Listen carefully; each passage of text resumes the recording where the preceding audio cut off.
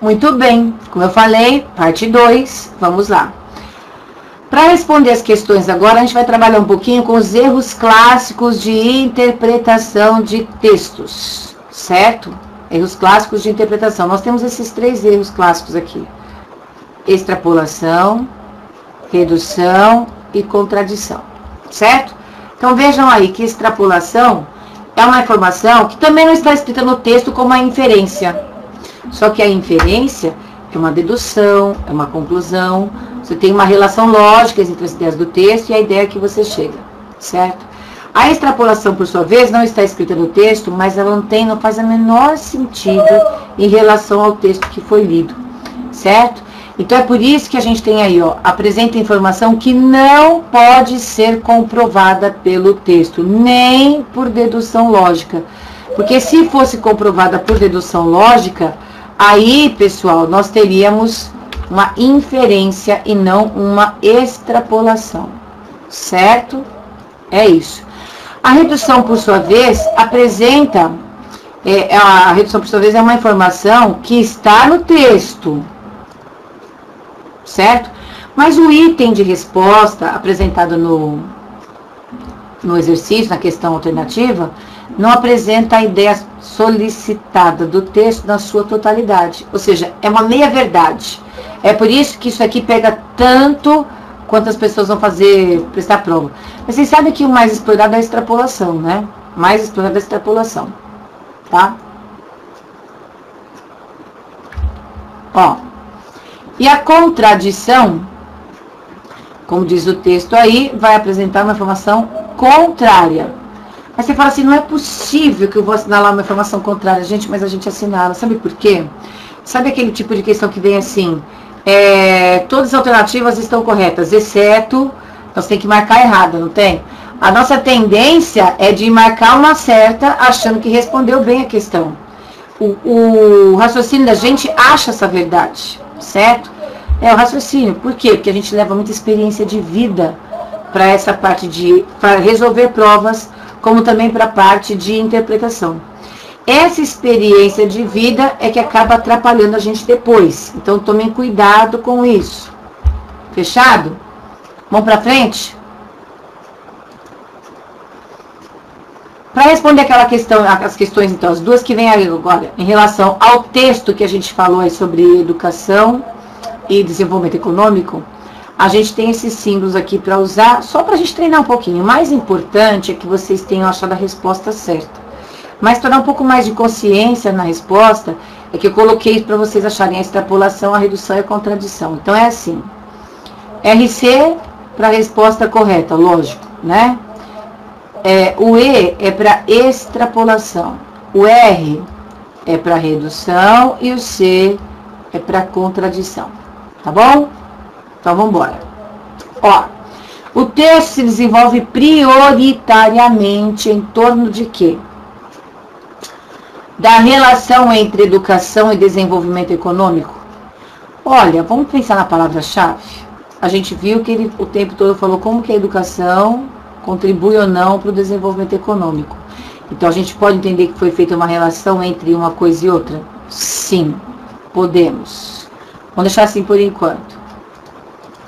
Na letra B, do processo de desenvolvimento da economia de uma nação. Vejam que aqui ele falou apenas de economia, né? Não falou de desenvolvimento, não falou de educação. Ele só falou do desenvolvimento da economia, não falou da educação. Então, a gente pode entender isso aqui como uma redução, certo? Diz respeito ao texto, mas não diz respeito ao todo.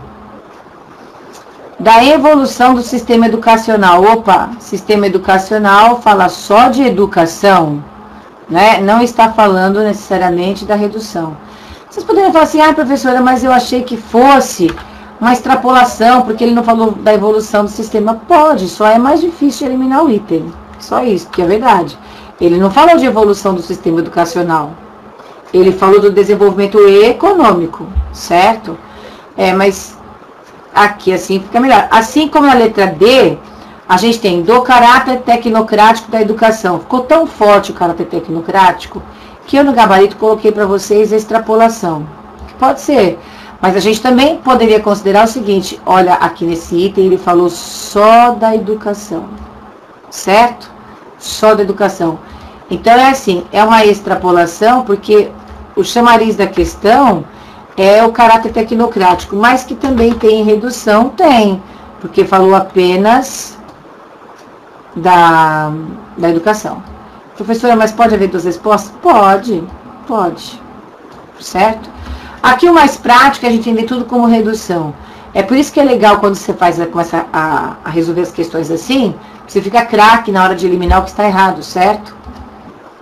Na letra E, das modificações educacionais exigidas pelo avanço tecnológico e industrial. Falou que o avanço tecnológico e industrial exige modificações educacionais? Isso aqui já é extrapolação do texto. Foi além, não dá pra gente comprovar com o que está escrito lá, certo? Eu chamo também, às vezes, o item de Frankenstein. Por quê? Porque isso é uma extrapolação, mas ao mesmo tempo a gente poderia pensar assim, ó. Ele pegou um monte de palavrinhas que estão lá no texto e organizou essas mesmas palavras aqui de um modo diferente, tanto que o sentido ficou diferente, certo? A gente poderia pensar dessa maneira também. Isso significa que a nossa resposta só pode ser a letra A. Bem básico e simples. Tudo bem? Tá aí. Ok, gente? Aqui o principal é falar que o avanço tecnológico industrial exigiu. Nem falou de avanço tecnológico industrial. É que falou de desenvolvimento econômico e a pessoa pode se confundir aqui. Perceberam? É jogar com as palavras isso. Tá? 3. Os progressos em educação. Segundo o texto é qualquer coisa, senão ele acerta, né? Os progressos em educação dependem de épocas em que haja grande desenvolvimento econômico. Gente, isso daqui é aquela que muita gente assinalaria. Veja, ele falou de progressos em educação. O texto não fala dos progressos em educação, ele fala da influência da educação no desenvolvimento econômico. Então, isso aqui é uma extrapolação, certo? Embora existam outros fatores influentes, isso tem lá no texto, vocês lembram? Já que existem outros fatores. Então, embora existam outros fatores influentes, a educação é o elemento mais decisivo? Não é o mais decisivo. É um dos fatores. Então, eu marquei esse como contradição. Porque é o que muita gente pensa. Muita gente pode assinalar essa questão aí. Porque fala assim, é verdade, existem outros, mas a educação é mais importante porque ela entende assim. Ela entende assim, então ela acaba indo de forma contrária ao texto. A gente leva experiência de vida. Os objetivos da educação não devem visar a promoção do desenvolvimento econômico e social. Olha, tem que inferir que isso aqui é uma mentira. Porque foi dito no texto que os objetivos da educação não podem ser destinados à promoção do desenvolvimento econômico tão somente, ser reduzido a isso. Ser reduzido a isso é pensado só para isso. Não, é para isso e muito mais, certo? Então, esse não devem visar traz para a gente uma ideia contraditória, certo? Contraditória. Na D, a educação deve ter como fim a formação integral do homem. Perfeito. E, portanto, não se deve ocupar com a formação, esse hífen vocês esquecem, tá? De recursos humanos exigidos pela sociedade. Aí errou, né? Aí errou, isso aqui é contradição. Contradição, porque mesma coisa, olha. Está dizendo que não se deve ocupar da formação de recursos humanos. Se visa a formação integral do homem, então também visa a formação de recursos humanos exigidos. Certo? Bom, muito bem. A educação gera transformações de qualidade nos setores de atividades econômicas e sociais. Isso aqui é uma inferência mesmo. Ela gera transformações de qualidade, por quê? Porque ela visa a formação integral do homem, certo? Tanto nas atividades econômicas quanto nas sociais. Está no último parágrafo. Portanto, isso aqui está correto. Quando eu falo está no último parágrafo, significa que a ideia está lá. Mas vocês viram que o sinônimo contextual me ajuda a isso, e aí eu posso concluir isso também, certo? Muito bem, então olha o que eu fiz aqui para vocês. Coloquei essa questão de diferença, que é uma questão de faculdade, que caiu no faculdade de um vestibular, né? E as pessoas tinham que responder a pergunta trabalhando com a ideia de diferença. Vejam, para compreender o humor de Luiz Fernando Veríssimo, é necessário inferir algo que não está explícito no texto. Então vamos lá. É necessário inferir. Claro que é algo que não está explícito no texto, porque a inferência é assim, certo? Então nós temos o seguinte. Como era namorar no seu tempo? Bom, não era muito diferente do que é hoje. Aqui, já deu pra gente perceber uma coisinha. Que esse rapaz aqui é um rapaz, ou seja, ele é mais novo do que esta outra pessoa. Vejam a estatura, vejam a calvície aqui, não que calvície seja de velho, mas mais velho que o menininho aqui é, certo? E aí nós temos as expressões que fazem a diferença, ó. Como era namorar no seu tempo. E ele fala, não era muito diferente do que é hoje. Então, as expressões linguísticas também reforçam essa ideia de que esse aqui é mais novo do que esse. Ok? Então isso daí tudo vai junto com o texto, ainda que você não tenha escrito aí que o fulano ali é mais velho que o ciclano, que um adulto até jovem, não tem isso. A gente ia tomar sorvete. Antes ou depois? Olha que legal. O que veio agora? Eu vou te desenhar. O que apareceu aí agora? O silêncio. Não é o silêncio? Silêncio, não tem nada para falar. Esquece o que eu disse. Então veja bem. Por que esse silêncio? Por que antes ou depois? Vamos somar o que era antes e o que é agora. Pensando no nosso contexto, vejam lá.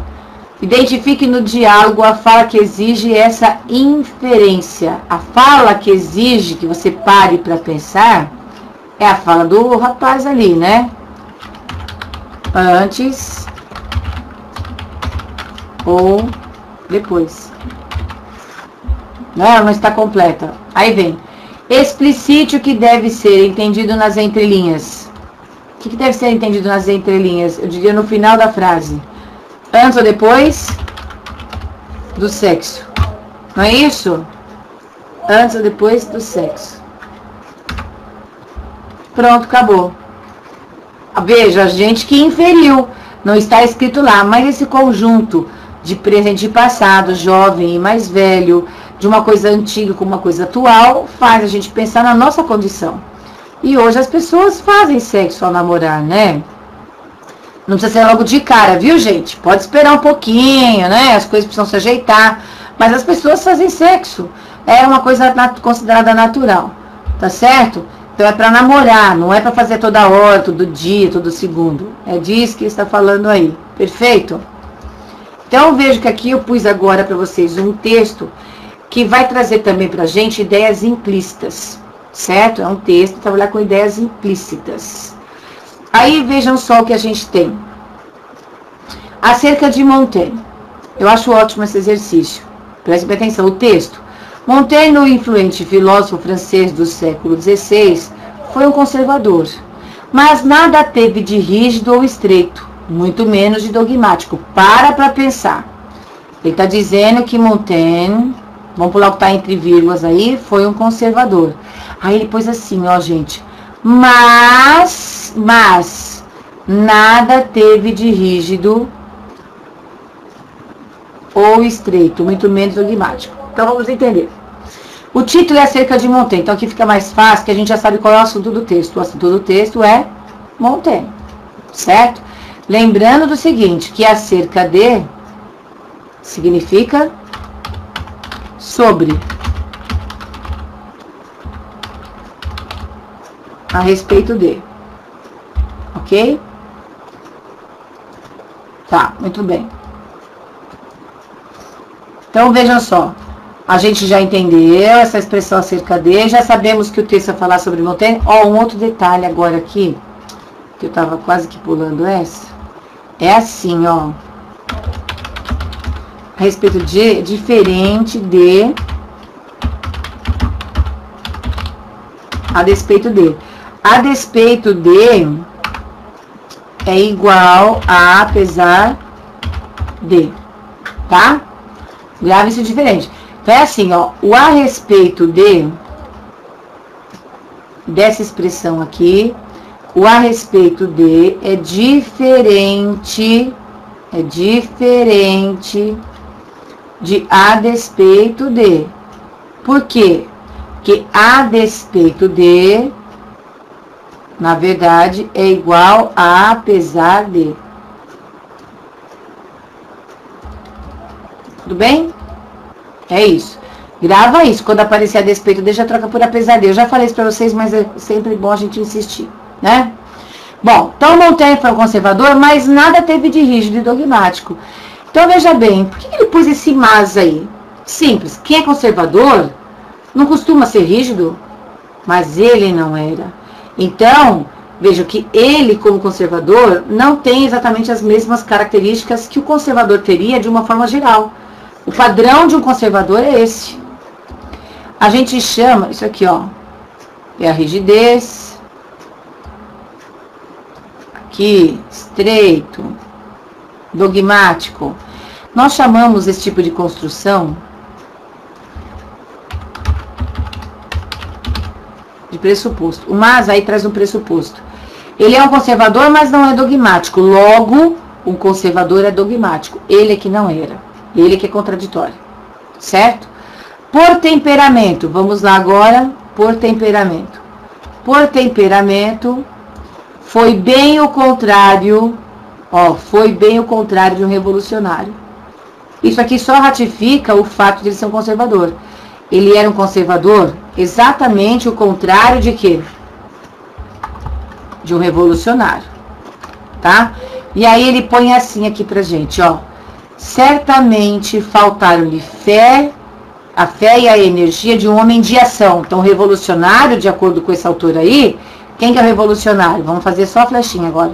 O revolucionário é aquele que tem fé, que tem energia. É um homem de ação. Tem o idealismo ardente e tem vontade. Certo? Muito bem. Seu conservadorismo aproxima-se sob certos aspectos do que no século XIX viria a ser chamado de liberalismo. Então, veja bem. Ele tinha essa ideia, ou seja, as ideias voltadas para o liberalismo, ainda que na época isso não existisse, né? Ele já tinha as ideias, o conservadorismo dele, ele era conservador, acreditava na situação e queria aquela situação mesmo. E não achava que fugindo a isso seria bom, certo? Então, vejam só, a gente tem dois pressupostos aí. O primeiro pressuposto é justamente esse do conservador. Carlos Chagas adora trabalhar com isso aqui. Peraí. Então, o primeiro pressuposto é esse aqui, que é indicado pelo mas. E aqui, dizer que faltaram a ele esses aspectos, por quê? Porque ele falou que ele era o contrário do revolucionário. Se ele é o contrário do revolucionário e falta para ele fé, energia, ter ação, idealismo ardente e vontade, quer dizer que o revolucionário teria, mas para ele isso faltou. Portanto, ele realmente é um conservador. Risquei tudo aí, né? Mas vocês foram me acompanhando? Porque é legal fazer isso, porque assim vocês acompanham a minha ideia, senão fica muito abstrato pra vocês me acompanharem, tá? Na concepção política de Montaigne, então aí é continuando as ideias que nós trabalhamos, certo? Na concepção política de Montaigne, o indivíduo deve ser deixado livre dentro do quadro das leis. Daí liberalismo, certo? Então aqui, ó, vejam que palavras-chave aqui no primeiro era entender que Montaigne era um conservador, não era revolucionário, certo? E o conservadorismo dele, que eu esqueci de marcar aqui, vocês podem fazer um X aí, eu nem vou riscar mais aqui. O conservadorismo dele se repete com conservador, certo? que se confirma por contrário de revolucionário, certo? E que a gente também pode confirmar pelo fato dos elementos que faltaram para ele, né? Pelo fato de haver os elementos que faltaram para ele, fé, energia, etc. Tudo bem? E aí ele se associa ao conservador liberal, apesar de não haver essa ideia na época.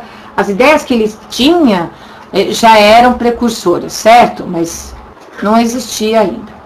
Então, na concepção política de Montaigne, o indivíduo deve ser deixado livre dentro do quadro das leis. Então, não vou grifar isso, porque isso está lá no liberalismo. E a autoridade do Estado deve ser a mais leve possível, liberalismo. Para o filósofo, o melhor governo será o que menos se fizer sentir, liberalismo, né? O governo é minimalista, ele quase não, ele não interfere, ele não é mediador, né? Assegurará a ordem pública sem invadir a vida privada e sem pretender orientar os espíritos. É isso. Estado livre, o cidadão é livre, tá todo mundo dentro da liberdade, aqui é uma tranquilidade. Tá vendo a palavra livre aqui, ó? Leve, livre, tem uma conotação muito semelhante aqui. Menos se fizer sentir, que ratifica a ideia do livre, do leve. Sem invadir, olha lá, todas essas palavras aqui têm uma afinidade semântica, certo? Ou seja, de mostrar o liberalismo aqui pra gente, de comprovar essa ideia que o autor desse texto colocou. Montaigne não escolheu, vamos agora ver novas informações sobre ele. Montaigne repetido, lógico, ele é o assunto do texto, a gente já sabe. Não escolheu as instituições sobre as quais viveu, mas, o que ele fez? Resolveu respeitá-las. Por isso que ele não é de ação, né, gente? Por isso que ele é um homem de vontade. Ele fala assim, é assim, então tá bom, então vou fazer assim. Ele aceita as coisas como elas são, certo? A elas obedecendo fielmente, como achava correto um bom cidadão e súdito leal. Veja que é isso que ele pretende ser. Então ele está julgando a filosofia dele pelo homem que ele é. Ele é leal, ele obedece, ele não escolhe as instituições, mas não tem importância. É assim que as coisas são, então vamos ser assim, certo? Que não lhe pedissem mais do que exigido. Também ele não queria ser, né? Não queria que pedisse nada mais para ele. Não, o que eu tenho que fazer é só dentro, o que está dentro dos meus deveres e direitos de cidadão. Acabou. Mais que isso para quê? Então ele não quer mais nada para ele, ó. Que não lhe pedissem mais do que o exigido pelo equilíbrio da razão e pela clareza da consciência. Gente, mas isso ele é. Quer dizer que todas as pessoas sejam? Não. Tá, aí eu já estou fazendo deduções minhas. Então quer dizer que ele está partindo do lado pessoal dele, de característica dele, para poder agora fazer o quê? Poder implantar a filosofia que, como diz este autor aqui deste texto, é um conservador muito próximo do liberalismo. Tá certo? Bom, a gente vai encerrar nossa parte 2 agora. E aí depois vocês, por favor, façam os exercícios, assistam a parte 3. Pode assistir a sequência já, desde que vocês já tenham feito os exercícios, tá certo? E aí a gente corrige as questões desse texto aqui. Fechado? Até daqui a pouquinho.